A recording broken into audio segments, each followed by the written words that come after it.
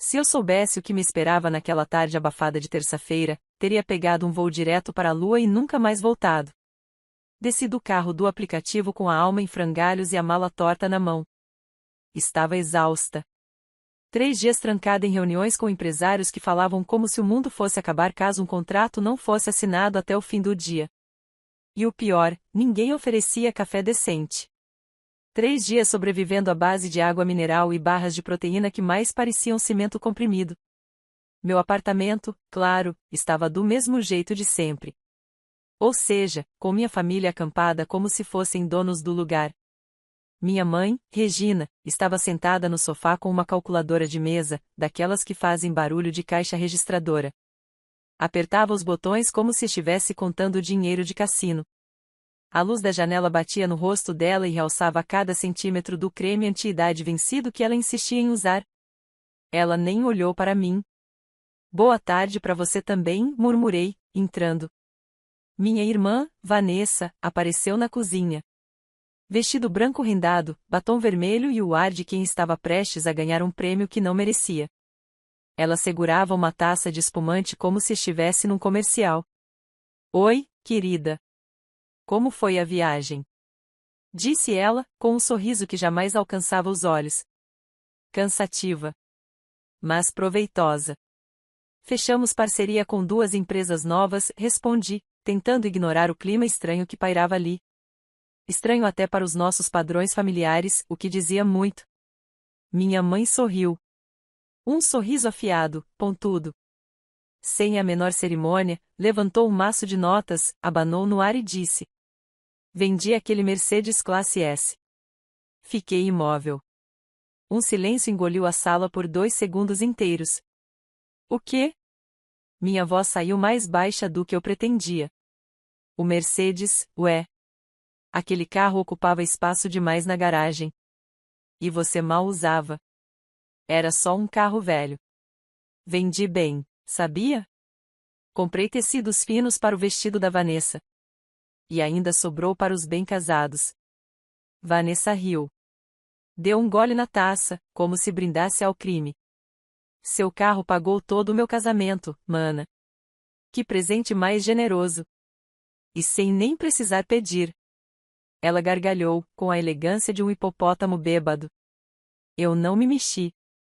Só pisquei devagar, como se isso fosse me acordar de um pesadelo.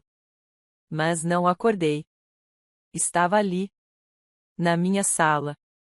Depois de uma viagem de negócios. Diante da mulher que me pariu e da irmã que me chamava de um projeto de robô emocional desde os tempos da escola. Vocês venderam meu carro sem minha autorização, falei, tentando manter a calma. As mãos tremiam, mas o rosto estava sereno. Aprendi cedo que nunca se dá a um predador o gosto do nosso sangue. Você nunca está aqui mesmo. E estava no nome da sua mãe, lembra? Disse Vanessa, revirando os olhos. Foi só um carro. Ah! Aquele velho golpe. O carro no nome da mãe porque é mais barato pro seguro. Eu sabia. Eu aceitei. E agora, eu pagava o preço. Espero que você não se arrependa, murmurei. Vanessa olhou para mim com um ar debochado. Arrepender? Você vai ver a festa. Vai ser o casamento do ano. Aliás, você vai estar lá, né? Como madrinha, inclusive. E espero que não apareça com aquelas roupas de funeral de sempre. Se puder fazer esse esforço, agradeço. O sorriso que dei foi tão lento e calculado que até o gato que estava deitado na almofada se encolheu. Eu vou, sim. Claro. Não perderia por nada neste mundo. Minha mãe voltou à contagem do dinheiro, cantarolando uma música dos anos 80 que eu detestava. Subi para o meu quarto. Cada degrau parecia gritar comigo, você é uma idiota.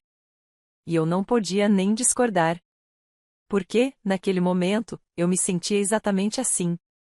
Uma idiota com MBA, fluente em 3 idiomas, empresária de sucesso e enganada por 2 mulheres que usaram meu patrimônio como se fosse um cabide emprestado. Fechei a porta do quarto e encostei a testa na madeira. Respirei fundo. 3 vezes. O tipo de respiração que antecede uma guerra. Não chorei. Em vez disso, fui até meu cofre. Abri com a senha longa que apenas eu sabia. Peguei um envelope. Dentro, estavam cópias de documentos, extratos, faturas, contratos de venda. Papéis que eu sempre arquivava com uma obsessão quase doentia. Um deles era especialmente interessante, a nota fiscal do carro, com meu nome completo como compradora e a data da transferência para o nome da minha mãe. A tal a economia no seguro. Claro. Sorri. A partir dali, começou a contagem regressiva.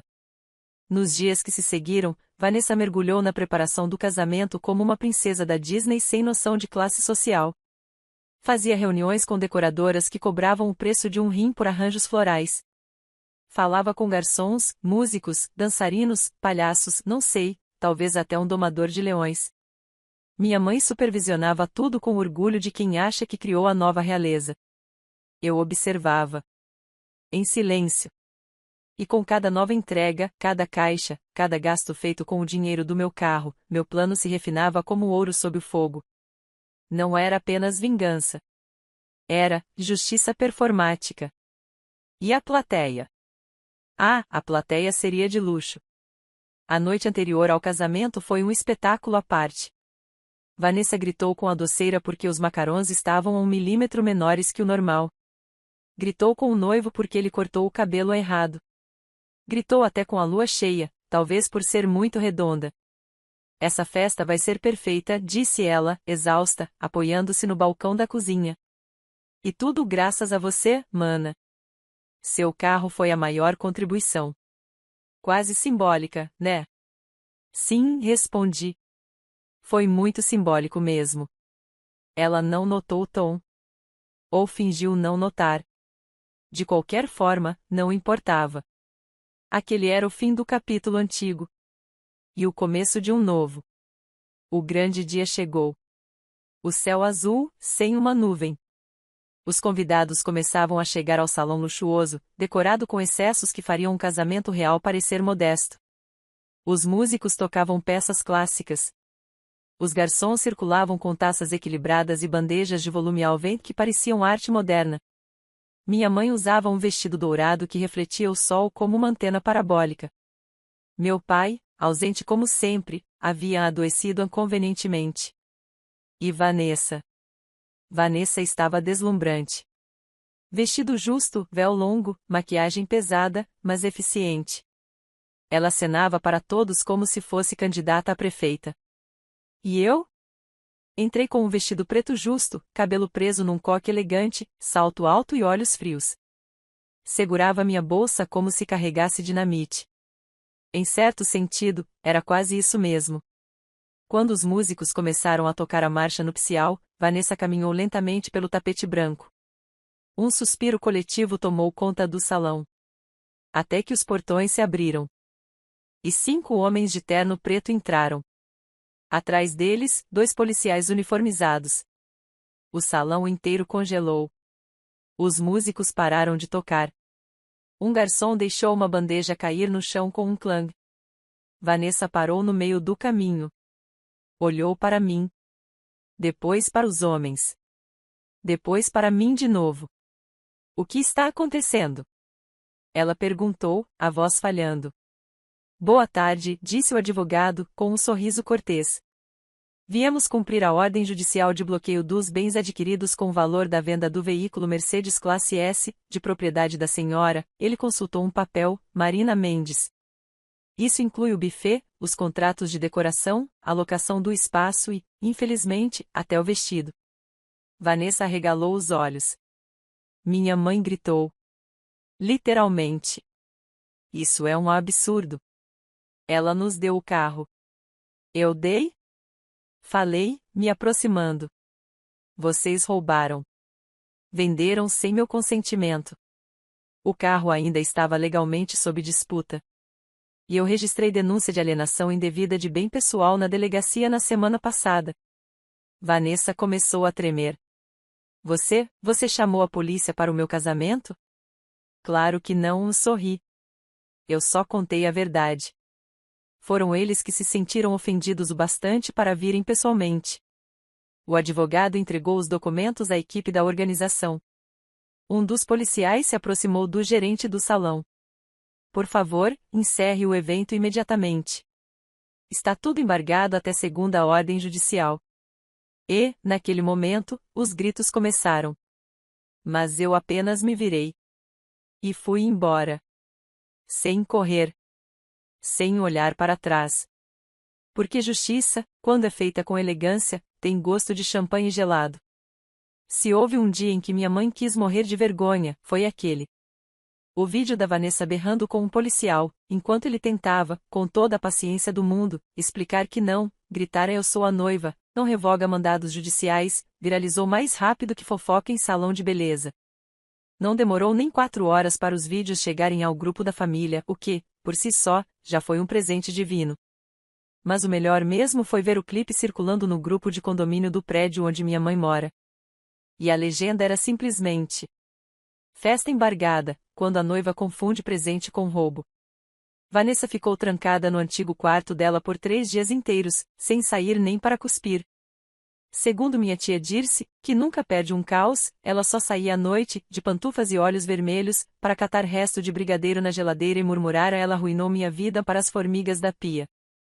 Já minha mãe, bem, Regina reagiu como sempre reage, com drama e ilusão. Você quer me matar de desgosto? Gritou ela no telefone, 2 dias depois do casamento apocalíptico. Que tipo de filha chama a polícia no dia mais feliz da irmã? Ah, então era o mais feliz? Achei que o mais feliz fosse quando ela me chamou de inútil no almoço de domingo. Ou quando vendeu o meu carro e riu da minha cara. Vanessa estava nervosa naquele dia. Você sabe como ela é? Narcisista?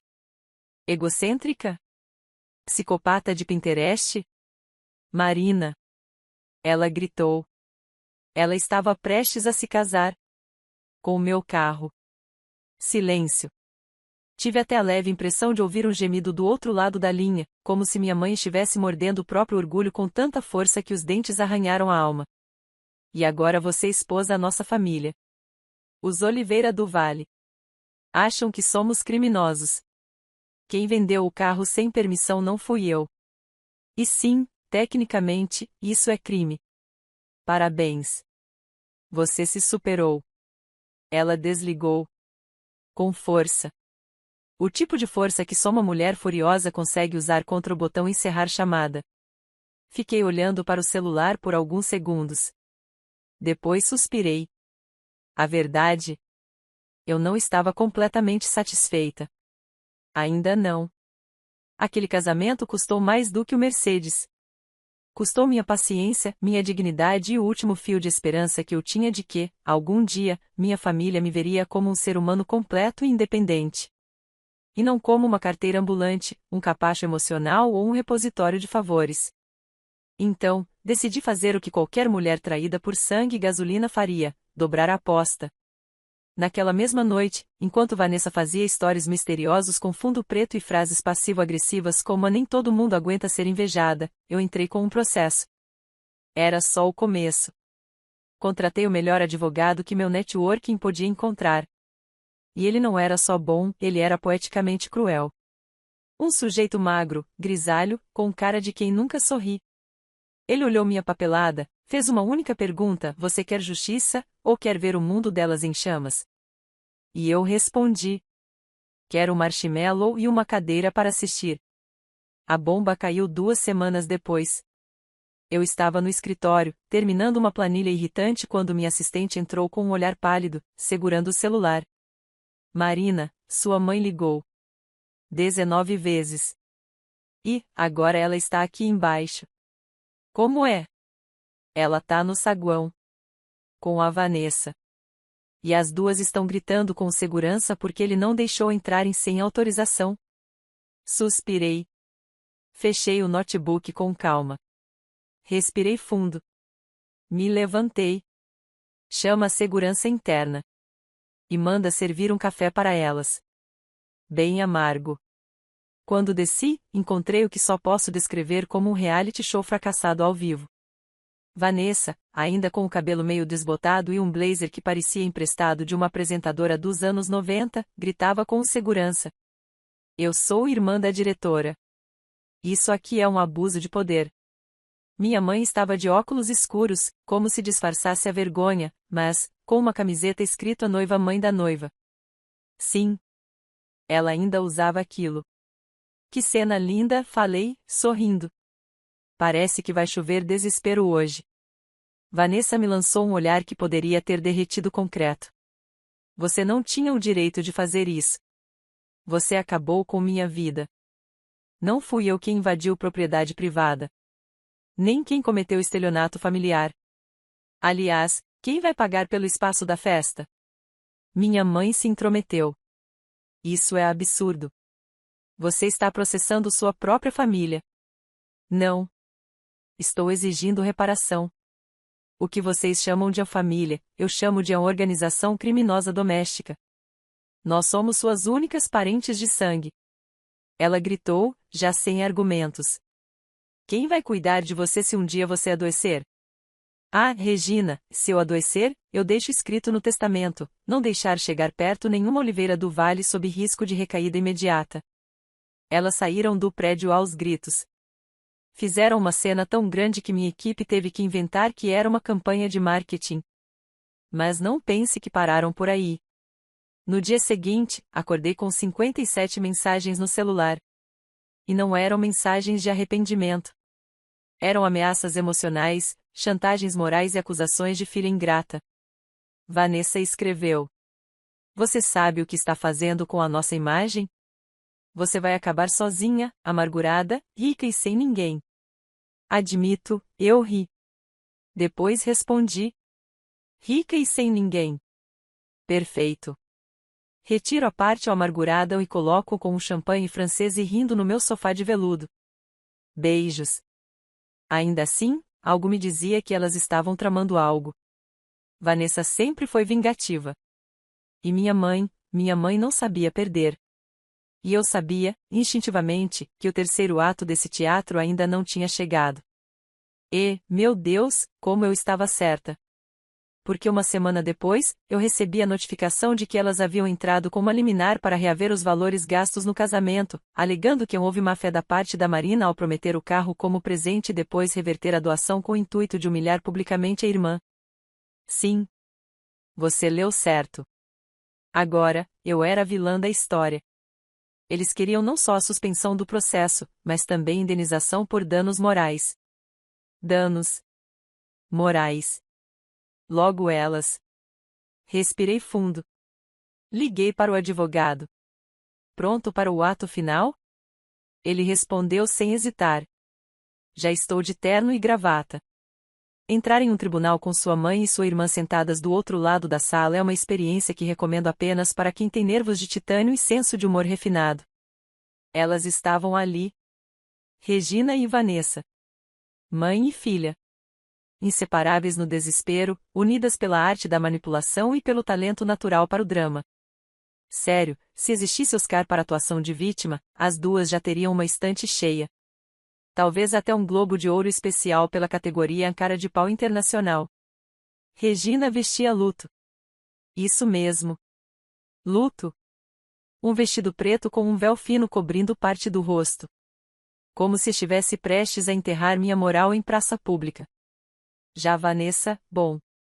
Vanessa tinha escolhido um taier branco. Sim, branco. Como a paz que ela quer restaurar na família, disse ao repórter que cobria o caso para um site de fofocas. A legenda da foto era: Irmãs em guerra, Mercedes, casamento e processo. Entenda o drama. Eu só consegui rir. Uma risada curta, abafada, quase cínica. Porque rir era melhor do que gritar. Ou do que enfiar a cabeça numa parede. O juiz, um homem de óculos grossos e cabelo penteado para o lado com precisão milimétrica, pediu que todos ficassem em silêncio. Vamos começar a audiência de conciliação, anunciou. Vanessa foi a primeira a se pronunciar. Excelência, minha irmã Marina prometeu o carro como presente de casamento. Nós vendemos o veículo confiando nessa promessa. Ela só entrou com o processo porque não suportou ver minha felicidade. E, a voz embargou de propósito, com direito à lágrima falsa, e porque, no fundo, sempre teve inveja de mim. Inveja. Sério? Meu advogado pigarreou. Calmamente, como se estivesse prestes a ler a bula de um remédio.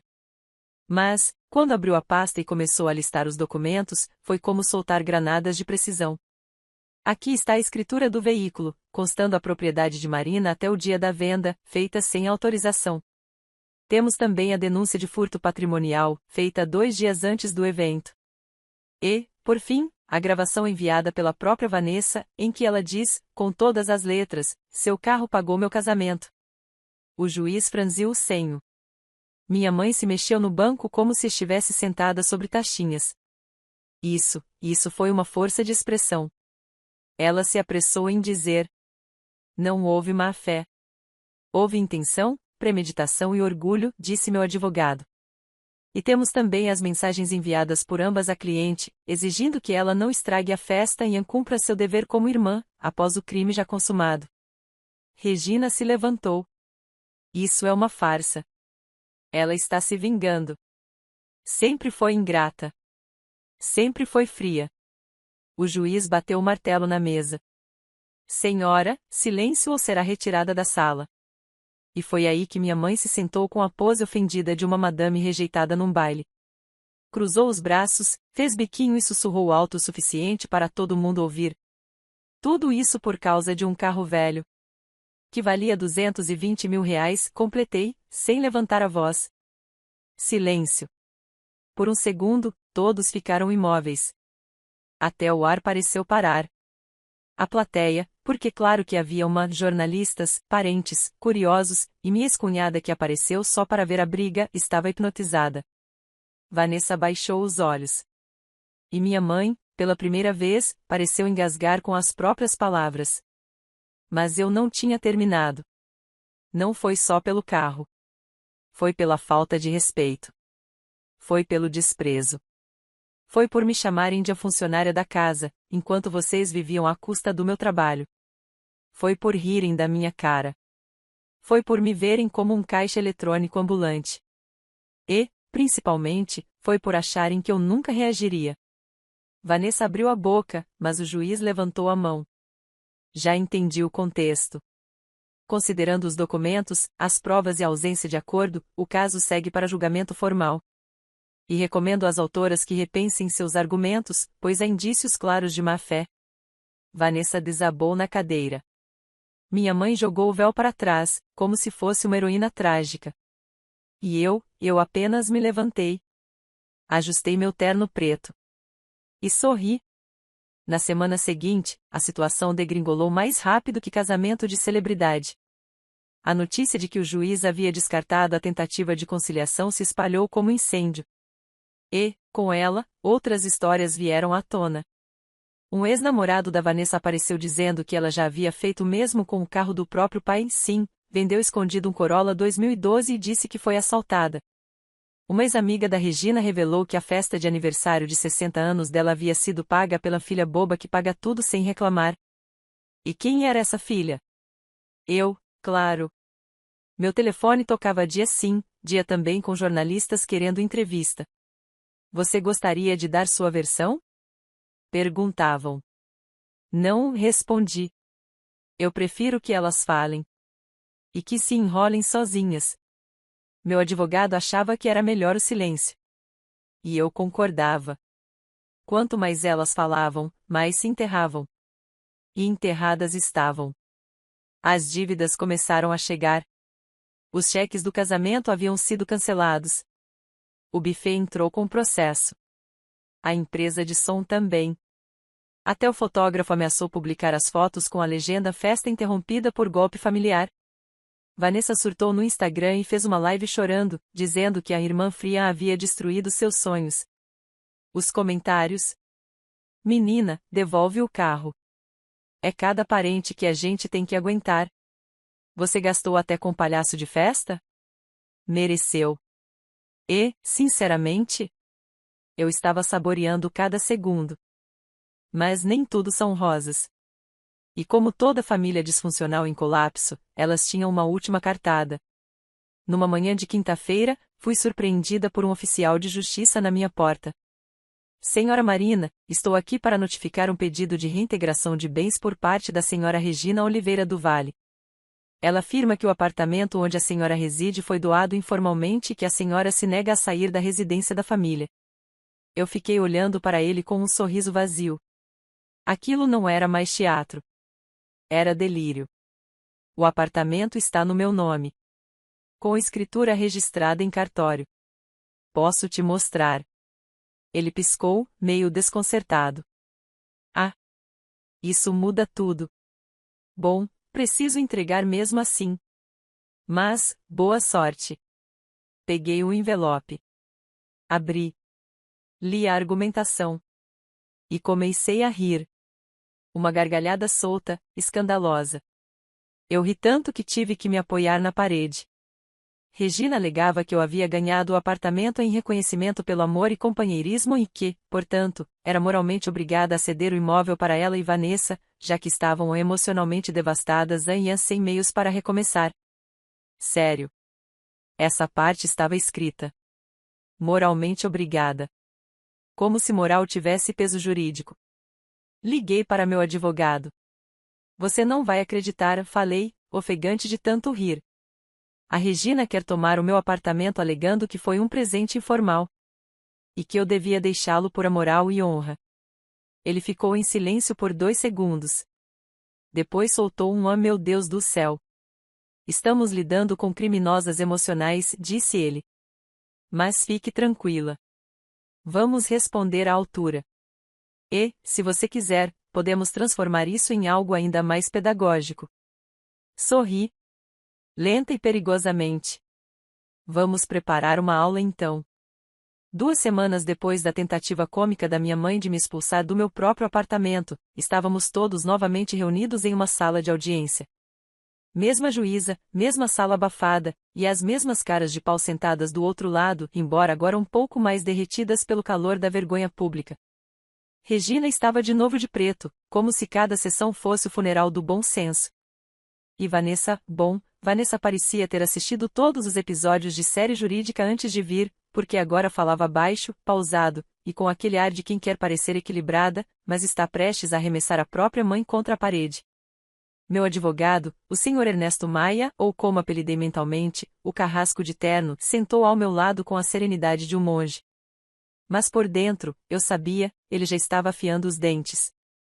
A acusação alega que o apartamento foi um presente informal e que houve, nas palavras da autora, um rompimento de vínculo afetivo não compensado por gratidão material, começou a juíza, com as sobrancelhas arqueadas como quem acabava de ler uma receita de torta feita com cimento e papel higiênico. A sala soltou um leve murmúrio.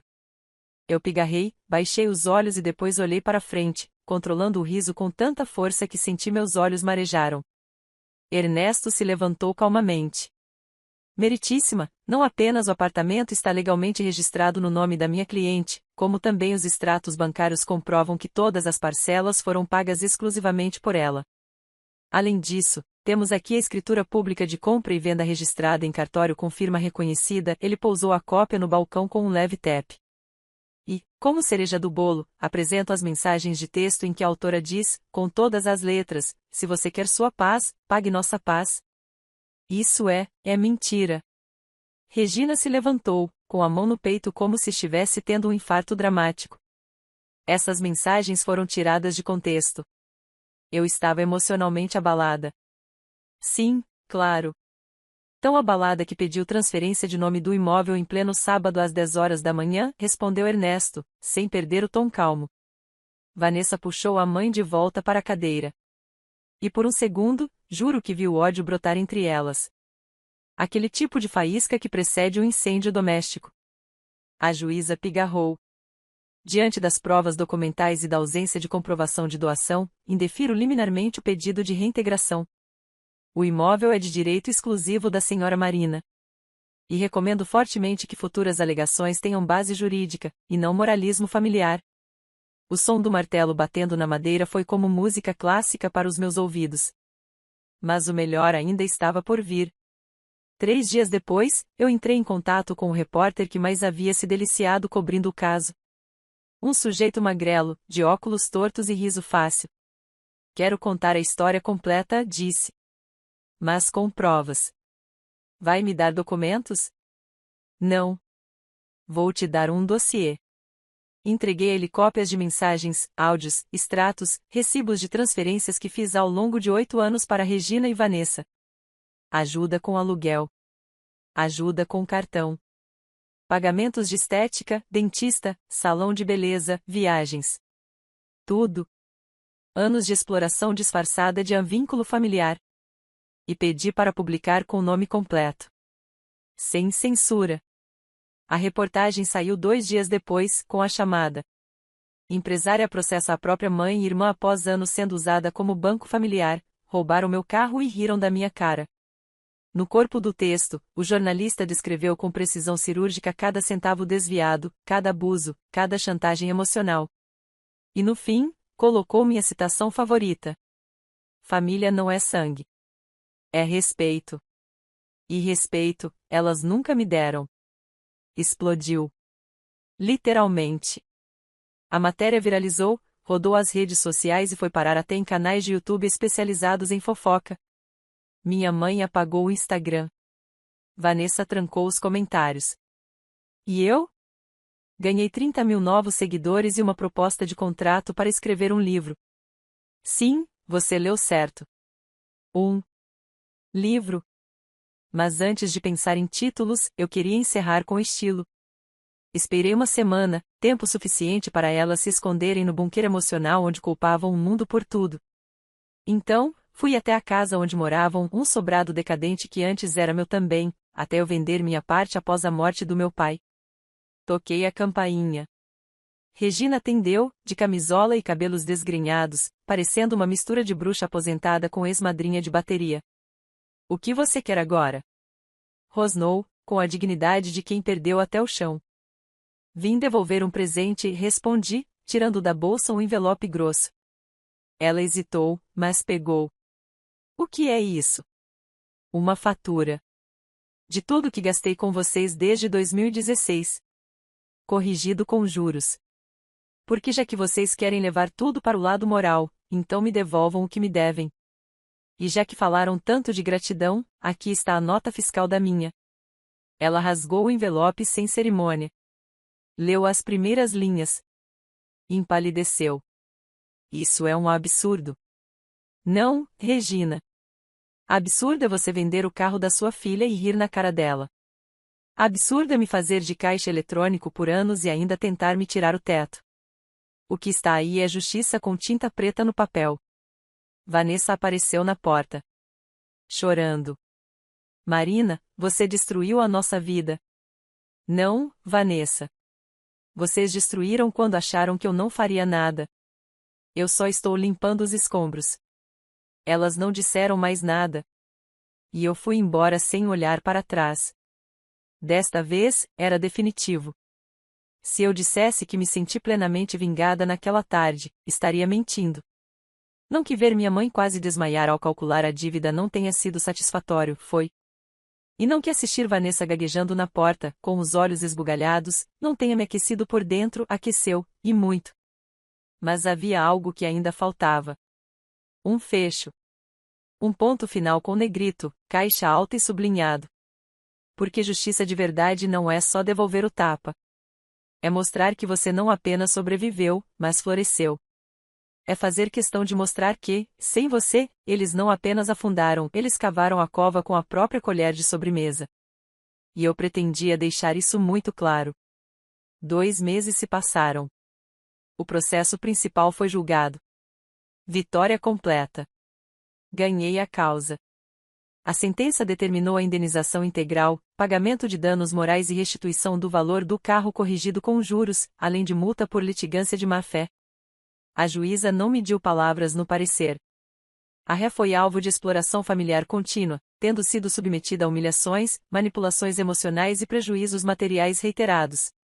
Fica evidente a intenção das autoras de utilizarem laços afetivos como moeda para abuso financeiro. Disse tudo. No mesmo dia em que o processo foi encerrado, publiquei um texto nas redes sociais. Não citei nomes. Não precisei. Quem sabia, sabia. E quem não sabia, foi descobrir rápido. A liberdade começa quando você deixa de chamar de amor aquilo que sempre foi exploração. Hoje, finalmente, pagaram a conta. E não foi com meu carro. O post explodiu. Mais uma vez. Ganhou compartilhamentos, convites para entrevistas, e até uma ligação de uma editora querendo negociar direitos para adaptar a minha história. Mas ainda faltava o último ato. Um bem especial. O convite chegou numa sexta-feira chuvosa. Um envelope branco com letras douradas. Convidamos para a cerimônia de renovação de votos de casamento de Sandra e Alberto, pais de Vanessa Oliveira do Vale. Sim. Minha irmã agora estava renovando votos com o marido, um executivo recém-promovido que tinha mais dinheiro que juízo. Ela havia voltado a morar com ele depois que as dívidas começaram a se empilhar feito louça de domingo. E, aparentemente, tinha convencido o coitado de que tudo era culpa da inveja da irmã mal-amada. Não sei se foi cinismo, provocação ou burrice, mas o convite chegou para mim. E foi aí que eu soube exatamente como encerraria essa história. Comprei o vestido mais elegante que encontrei. Um modelo sob medida, de seda azul marinho, com decote sutil e costas nuas. Cabelos presos, maquiagem impecável, salto alto. Cheguei à cerimônia acompanhada de um convidado especial, o mesmo advogado que cuidou do meu caso, agora meu novo sócio em um projeto de consultoria jurídica para vítimas de abuso financeiro familiar. Quando entrei no salão, o tempo parou. Literalmente. Vanessa estava no altar. Regina na primeira fileira. E ambas congelaram. Uma com a taça na mão, a outra com a boca aberta no meio de uma frase. Mas não é. Sussurrou alguém. É ela. Murmurou outra voz. A irmã do carro. Eu apenas sorri. E fui direto até a mesa de convidados reservada à família. Havia uma cadeira vaga. Sentei-me com a tranquilidade de quem já venceu. Durante o jantar, os olhares vinham de todos os lados. Vanessa evitava contato visual. Regina. Regina fingia que eu era uma alucinação coletiva. Mas não durou muito. O noivo, coitado, quis ser cordial. Se aproximou de mim sorrindo, estendendo a mão. Marina, que bom que veio. Vanessa não esperava, mas fico feliz que as coisas estejam se acertando entre vocês. Ah, querido, disse eu, segurando sua mão com firmeza. Eu só vim por um motivo. Ele piscou, confuso. Qual? Para te entregar isto. Tirei da bolsa um envelope pardo. Entreguei em silêncio. Ele abriu ali mesmo, curioso. Conforme lia, o sorriso dele foi sumindo. As mãos tremiam. E, em menos de 30 segundos, ele virou para Vanessa, que ainda sorria de longe, e gritou: É isso aqui, é verdade? O salão inteiro silenciou. Vanessa correu até ele. Tentou pegar o papel. Ele não deixou. Você me disse que era mentira. Que ela estava inventando tudo. Mas isso aqui, isso são extratos. Comprovantes. Você usou dinheiro meu para pagar festa com o carro roubado? Ela tentou explicar. Regina levantou, foi até os dois, tentando amenizar. Mas ele estava inconformado. Eu não vou renovar voto nenhum. Eu fui enganado. De novo. O homem largou o envelope, se virou e foi embora. Simples assim. Deixou Vanessa chorando no altar. De novo. Eu me levantei, peguei o envelope de volta, coloquei na bolsa com calma e saí do salão com um único aceno. Atrás de mim, os gritos recomeçaram. Você é doente. Berrou Regina. E você é analfabeta jurídica, murmurei, sem nem virar o rosto. Cheguei em casa às 3 da manhã. Descalça. Rindo sozinha. Na mesa da sala, havia um bilhete do Ernesto, meu advogado e agora sócio. Vingança entregue. Com louvor. Brindaremos amanhã? Peguei uma taça. Abri um vinho caro. Sentei no sofá. E, sozinha, ergui um brinde imaginário. Não por ter vencido. Mas por finalmente ter me libertado. Porque no fim, não se tratava só do carro, da festa ou do apartamento. Tratava-se de mim. De ter permitido por tanto tempo que pessoas que diziam me amar me tratassem como ferramenta. De achar que laço de sangue era sinônimo de lealdade. De pensar que ser útil era o mesmo que ser querida. Mas ali, com a taça na mão e o coração leve, eu soube. Nunca mais. Fim.